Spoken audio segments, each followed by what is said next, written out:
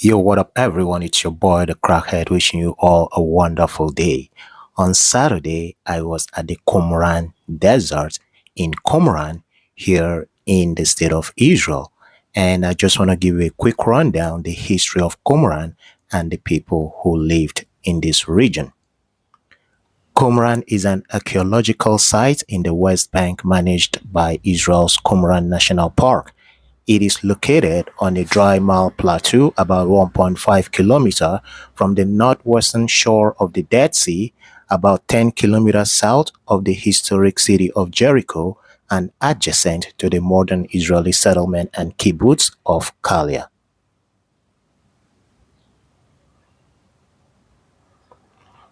The Hellenistic period of settlement was constructed during the reign of Hasmonean leader John Hyrcanus between 134 to 104 BCE, or somewhat later. Qumran was inhabited by a Jewish sect of the late Second Temple period, which most scholars identified with the Essenes. However, other Jewish groups were also suggested. It was occupied most of the time until 68 CE and was destroyed by the Romans during the First Jewish-Roman War, possibly as late as 73 CE. It was later used by Jewish rebels during the Bar Kokhba revolt. Today, the Qumran site is best known as a settlement nearest to the Qumran caves, where the Dead Sea Scrolls were hidden, caves in the sheer desert cliffs, and beneath in the Marl Terrace. The principal excavations at Qumran were conducted by Roland de Vaux in the 1950s, and several later digs have been carried out. Since the 1967-60 war, Qumran has been managed by the Israel Nature and Parks Authority. This was once a pillar of a building. Just understand how old these stones are.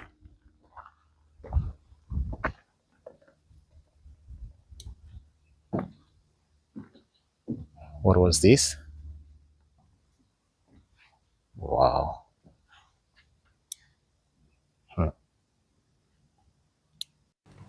Since the discovery of the Dead Sea Scrolls in 1947 to 1956, extensive excavations have taken place in Qumran. Nearly 900 scrolls were discovered. Most were written on parchment and some on papyrus. Cisterns, Jewish ritual baths, and cemeteries have been found, along with a dining or assembly room and debris from an upper story alleged by some to have been a scriptorium, as well as pottery, kilns, and a tower. Many scholars believe the location was home to a Jewish sect, probably the Essenes.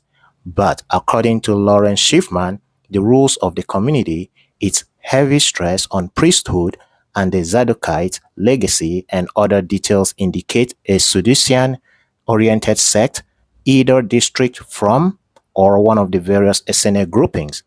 Others propose non-sectarian interpretations, some of these starting with the notion that it was a Hasmonean fort that was later transformed into a villa for a wealthy family, or a production center, perhaps a pottery factory or something similar. Oh, what is this? What was here? And that was a ritual bath. Imagine this was the administrator's room. Can you imagine? Today we live in mansions. Well, as at then, this was once a mansion. 2,000 years from now, people will come as tourists to see that beautiful mansion you have so invested your time, your money, your sweat to build. In the end, you're all gonna look this way, honestly. So I'm not telling you guys not to build your mansions, but I once made a video saying, instead of buying lands, why not buy the sky? And so guys, now I'm gonna take you through the Judean desert where the Qumran caves are located.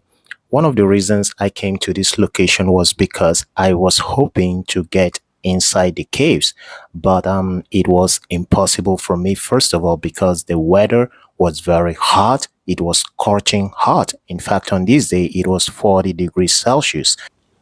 The Qumran caves are a series of caves, both natural and artificial, found around the archaeological site of Qumran in the Judean desert. It is in these caves that the Dead Sea Scrolls were discovered. Israel Nature and Parks Authority took over the site following the end of the 1967 war when Israel occupied the West Bank and seized Qumran. Israel has since invested heavily in the area to establish the Qumran caves as a site of uniquely Israeli Jewish heritage.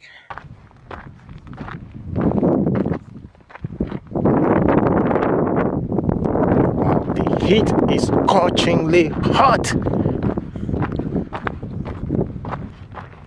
The limestone cliffs above Qumran contain numerous caves that have been used over the millennia. The first traces of occupation are from the Chalcolithic period, then onward to the Arab period.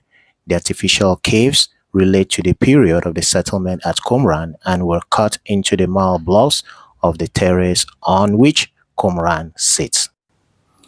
In the late 1946 or early 1947, a Bedouin boy of the Ta'amire tribe, Mohammed Ahmed El Hamed, called Ed Deep the Wolf, found a cave after searching for a lost animal. He stumbled onto the first cave containing old scrolls. More Ta'amire visited the cave and scrolls were taken back to their encampment. They were shown to the Mar Samuel of the Syriac Orthodox Church in 1947 of April, who realized their significance, and the discovery of the Dead Sea Scrolls was made known. The location of the cave was not revealed for another 18 months, but eventually a joint investigation of the cave site was led by Roland Devaux and Gerald Lancaster Harding from 15 February to 5 March 1949. The interest in the scrolls with the hope of money from their sale initiated a long area-wide search by the Ta'amire to find more such scrolls, the first result of which was the discovery of 4 caves in Wadi Morabad, about 15 kilometers south of Qumran, in 1951. In the Qumran area, another cave was discovered, now referred to as Cave 2Q. 1Q was the first scroll-bearing cave in February 1952. However, only a few fragments were found in the cave. Fear of the destruction of archaeological evidence with the discovery of caves by the Bedouin led to a campaign by the French and American schools to explore all other caves to find any remaining scrolls. Although 230 natural caves, crevices, and other possible hiding places were examined in an 8-kilometer area along the cliffs near Qumran, only 40 contained any artifacts, and one alone, 3Q, produced text, the most unusual being the copper scroll. Alright, so let me go the other way, since the other side was a dead end. Remember, at the beginning of this video, I told you that Qumran and Qumran caves are located in the Judean desert. And since I am right now at the desert, let me just give you a brief history or tell you a little bit more about the Judean desert according to Wikipedia. It says, the Judean desert is a desert in Palestine and Israel extending from East Jerusalem to the Dead Sea. It is also known as Yeshimon Desert. Under the name of El Baria, it has been tentatively nominated to become a World Heritage Site due to the ruins of monasteries in its territory. In the Christian religion, the Judean desert was the place where Jesus of Nazareth was tempted by the devil after fasting for 40 days and 40 nights.